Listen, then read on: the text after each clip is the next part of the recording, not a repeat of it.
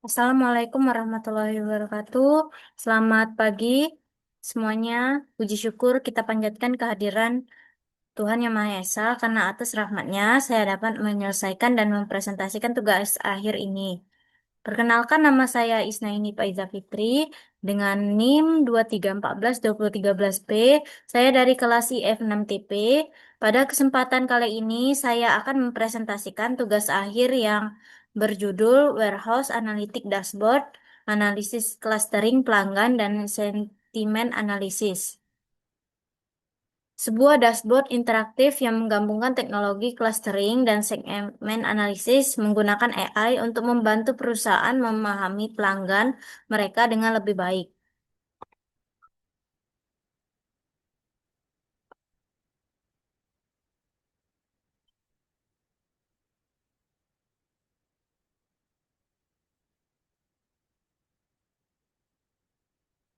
Sebelum memasuki ke materi inti, izinkan saya menyampaikan garis besar presentasi hari ini yang terdiri dari 12 poin utama. Pertama adalah latar belakang dan tujuan, kedua teknologi yang digunakan, ketiga dataset pelanggan, 4. Algoritma K-means clustering. 5. Algoritma hierarki clustering. 6. Hasil segmentasi pelanggan. 7. Perbandingan K-means Fish hierarchical. 8. Sentimen analisis dengan BERT. 9. Hasil segmen analisis. 10. Rekomendasi building produk. 11. Dashboard dan matriks evaluasi. Yang ke-12, kesimpulan dan cara menjalankannya. Mari kita mulai dengan poin pertama. Latar belakang, mengapa proyek ini penting? Ada tiga masalah utama yang ingin saya sampaikan. Pertama, perusahaan saya ini kesulitan memahami karakteristik pelanggan mereka secara mendalam. Mereka hanya tahu data dasar seperti umur dan gaji, tapi tidak bisa mengelompokkan pelanggan berdasarkan perilaku atau potensi nilai mereka. Kedua, data review pelanggan yang sangat berkualitas tidak teranalisis secara optimal. Setiap hari pelanggan memberikan komentar, keluhan, dan pujian, tetapi semua itu hanya menjadi data mentah yang tidak dimanfaatkan. Ketiga, perusahaan membutuhkan strategi marketing yang tepat sasaran. Tanpa segmentasi yang baik, promosi menjadi tidak efektif dan biaya marketing membengkak. Tujuan proyek. Untuk mengatasi masalah tersebut, proyek ini memiliki 4 tujuan utama. Pertama, mengelompokkan pelanggan menggunakan algoritma clustering. Kedua, menganalisis sentimen review pelanggan dengan BERT. Ketiga, membangun dashboard interaktif dengan Streamlit. 4. Memberikan rekomendasi bisnis berbasis data. Untuk alur sistemnya sendiri sederhana, data review masuk, dilakukan clustering, analisis segmen dengan AI, ditampilkan di dashboard, menghasilkan rekomendasi bisnis. 4.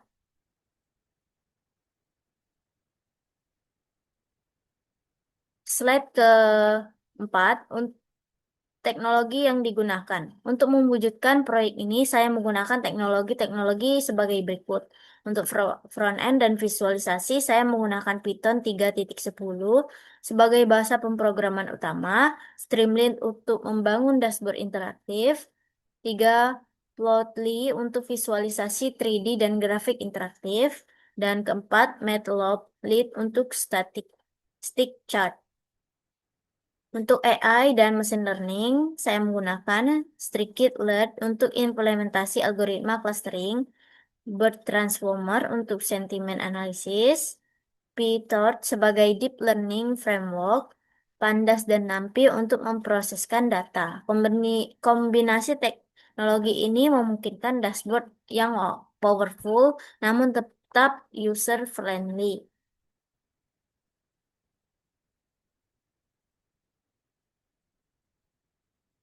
Slide kelima, dataset pelanggan. Dataset yang saya gunakan memiliki karakteristik sebagai berikut. Untuk jumlah datanya 20 pelanggan, fitur yang digunakan umur dan gaji dalam ribuan rupiah. Jumlah klasternya 3, yaitu entry, medium, dan premium. Untuk detail per cluster, entry 5 orang 25% dari total. Umurnya dari 20 sampai 28 tahun. Untuk gajinya 2 juta sampai 3 juta. Mereka adalah pelanggan dengan daya beli terendah. Kedua ada medium, berisi 6 orang, 30% dari total. Umurnya 29 sampai 38 tahun dengan gaji 3 sampai 4 juta. Mereka adalah pelangganan kelas menengah yang potensial untuk di-upgrade. Yang ketiga, premium, ada 9 orang, 45% dari total. Umurnya dari 40 sampai 55 tahun dengan gaji 5 juta sampai 6 juta. Mereka adalah segmen paling berharga. Untuk insight penting, mayoritas pelanggan 45% berada di segmen premium yang berarti mereka adalah target utama untuk program loyalitas dan layanan eksklusif. Slide ke-6, algoritma K-means clustering. Sekarang mari kita bahas algoritma pertama yang saya gunakan, K-means clustering. Cara kerjanya ada 4 langkah. Pertama, inisialisasi, terutama ke ceroid secara acak. Saya menggunakan K sama dengan 3 karena kita ingin 3 segmen. 2, assessment. Setiap titik data pelanggan diakses ke centroid terdekat berdasarkan jarak include. Ketiga, update, hitung ulang posisi seroid berdasarkan rata-rata titik yang menjadi anggotanya. 4, iterasi ulang langkah 2 dan 3 sehingga seroid tidak berubah lagi ke convergent. Parameter yang digunakan K sama dengan 3 untuk jumlah cluster dan random set 42 untuk reproduksi matematika. And init 10 inisialisasi ulang 10 kali, standar square untuk normalisasi data. Untuk hasil evaluasi sendiri, Shellhot score mencapai 0,5462 yang termasuk kategori good karena besar 0,5 ini menunjukkan bahwa klaster yang terbentuk cukup baik dan terpisah dengan jelas. Untuk slide ke-7, hierarchical clustering. Cara kerjanya, algoritma kedua adalah hierarchical clustering dengan pendekatan algomeritif. Cara kerjanya, setiap data dimulai sebagai cluster sendiri, ada 20 cluster. Kedua, cari 2 cluster yang paling dekat jaraknya. Ketiga, gabungkan menjadi satu cluster.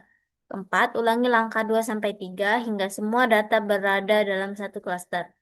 Hasilnya divisualisasikan dalam bentuk diagram, sebuah diagram pohon yang menunjukkan hierarki penggabungan klaster. Parameter link method what meminimalkan variasi dalam klaster di state metric include. Untuk hasil sendiri, Shellhut score 0,5231 juga termasuk good, tapi sedikit lebih rendah dari K-means. Slide ke-8, perbandingan algoritma. Mari kita bandingkan kedua algoritma secara head-to-head dengan K sama dengan 3. Matrix K-means LRK, Short score 0,5462, 0,5231, David Bolt 0,6123, 0,6457, untuk kompleksitasnya 0, N kali K, dan 0, N pangkat 2. Kesimpulan perbandingan K-means lebih baik untuk dataset ini karena Shellhut score lebih tinggi 0,5462 kecil dari 0,5231. Cluster yang dihasilkan lebih terpisah dan kompak, kompleksitas lebih rendah, sehingga lebih cepat untuk dataset besar. Oleh karena itu, untuk implementasi final, saya memilih K-means sebagai algoritma utama segmentasi. Slide ke-9, sentimen analisis dengan BERT. Sekarang kita beralih ke fitur kedua yang tidak kalah penting, sentimen analisis. Apa itu sentimen analisis? Ini adalah proses klarifikasi opini atau emosi pada teks menjadi 3 kategori. Positif, Pelanggan puas, negatif, pelanggan kecewa, netral, biasa saja. Model BERT yang digunakan, saya menggunakan model Indo-BERT Chart untuk Indo-BERT Base P1, yaitu model BERT yang sudah define tune untuk bahasa Indonesia. Mengapa BERT? Memahami konteks kalimat BERT, membaca kalimat dari kiri ke kanan dan sebaliknya hingga memahami makna kontekstual, arsitektur, transformer, teknologi terbaru dari Google. Optimize untuk bahasa Indonesia, akurat untuk review dalam bahasa Indonesia. Untuk alur sistemnya itu review pelanggan masuk, dilakukan processing, diproses oleh model, BERT menghasilkan prediksi sentimen, lalu ditampilkan di dashboard. Hasil sentimen analisis. Berikut adalah hasil dari implementasi sentimen analisis. Data review, 10 data review pelanggan, positif 6 review 60%, dan negatifnya 4 review 40%. Contoh hasil prediksi, input produk yang sangat bagus dan cepat sampai. Output sentimen positif itu confidence 85%. Untuk input pelayanan sangat buruk dan lambat. Outputnya sentimen negatif, confidence 82%. Model ini cukup akurat dengan tingkat kepercayaan di atas 80% untuk kedua contoh tersebut. Ini membuktikan bahwa BERT mampu memahami sentimen dari review pelanggan dalam bahasa Indonesia dengan baik. Untuk slide 11, rekomendasi building product. Berdasarkan hasil clustering dan sentimen, saya memberikan rekomendasi building produk yang berbeda di setiap segmen. Untuk entry-nya, gaji dari 2 sampai 3 juta, umur 20 sampai 28 tahun. Untuk building sendiri, ada roti, susu, dan telur. Untuk diskonnya 10%, strateginya cukup fokus pada kebutuhan pokok sehari-hari dengan harga terjangkau. Medium, gaji 3 sampai 4 juta, umur 29 sampai 38 tahun, boldingnya rokok, bir, dan cemilan. Untuk diskonnya 20%, 12%, strateginya produk lifestyle dan kebutuhan keluarga. Premium, gaji 5 sampai 6 juta, umur 40 sampai 55 tahun. Untuk building sendiri ada keju, wine, coklat. Untuk diskon sendiri 15%, strategi produk premium dengan diskon eksekutif. Untuk hasil bisnisnya total review potensial eh, 85 juta. Untuk role clustering 32 320%, excellent.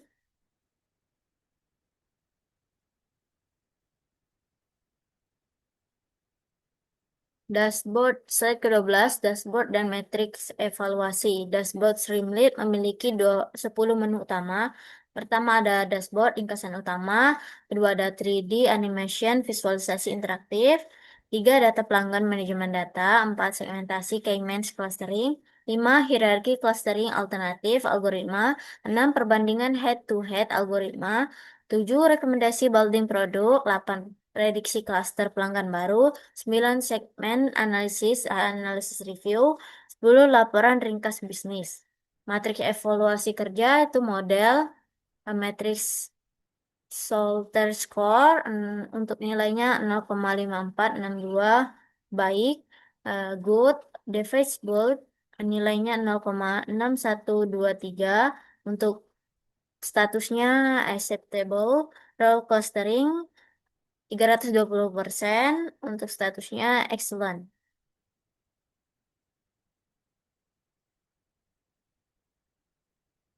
Kesimpulan dari proyek ini, pertama berhasil melakukan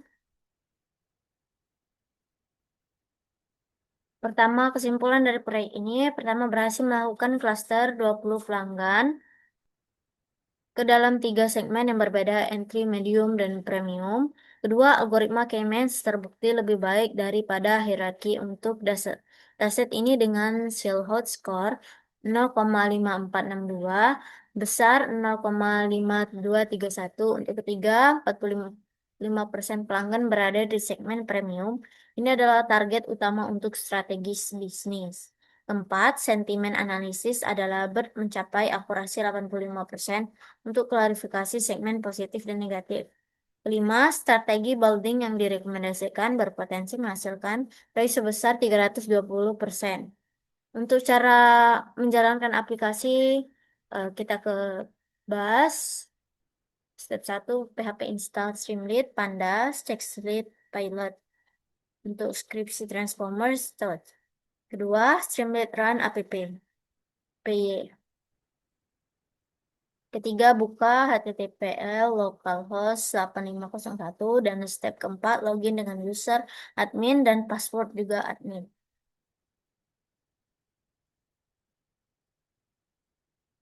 Kita coba di PC kita.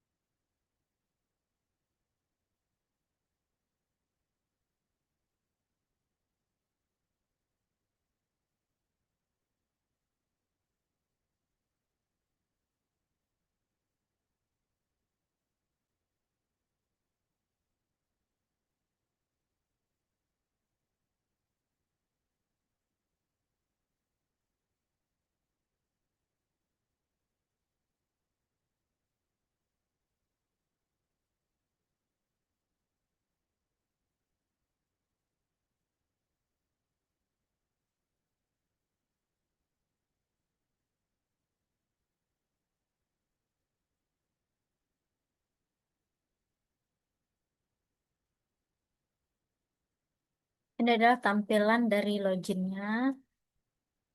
Admin, passwordnya juga admin.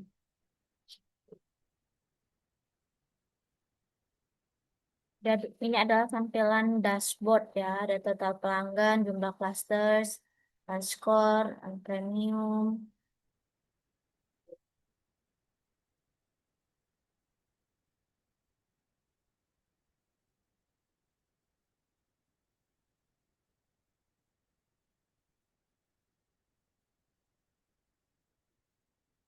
data pelanggannya. Ada beberapa menu yang telah saya sebutkan di presentasi tadi. Manajemen data pelanggan.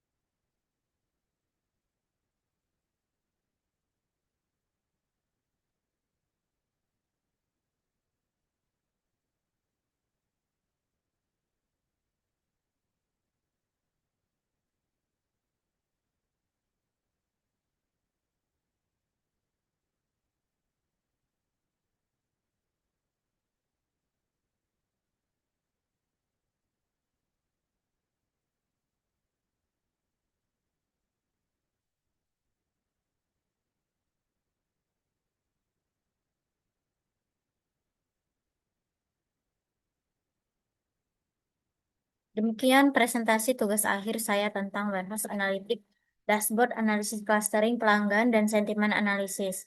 Untuk kesimpulan akhirnya, proyek ini berhasil mengintegrasikan teknik cluster dan segmen analisis ke dalam sebuah dashboard interaktif yang dapat membantu perusahaan. Pertama, memahami karakteristik pelanggan lebih baik. Kedua, menganalisis feedback pelanggan secara otomatis. Tiga, membuat keputusan bisnis berbasis data. Untuk sarannya, pengembangan ke depan, menambah lebih banyak fitur untuk clustering, frekuensi pembelian, produk favorit, dan lain-lain. Menggunakan dataset review yang lebih besar untuk fine-tuning bird. Tiga, implementasi real-time sentiment analysis dan media sosial untuk integrasi dengan sistem CRM perusahaan. Saya mengucapkan terima kasih kepada dosen pembimbing saya yang telah memberikan arahan, teman-teman yang mendukung, semua pihak yang telah membantu terselesaikannya proyek ini. Akhir kata, Waalaikumsalam warahmatullahi wabarakatuh.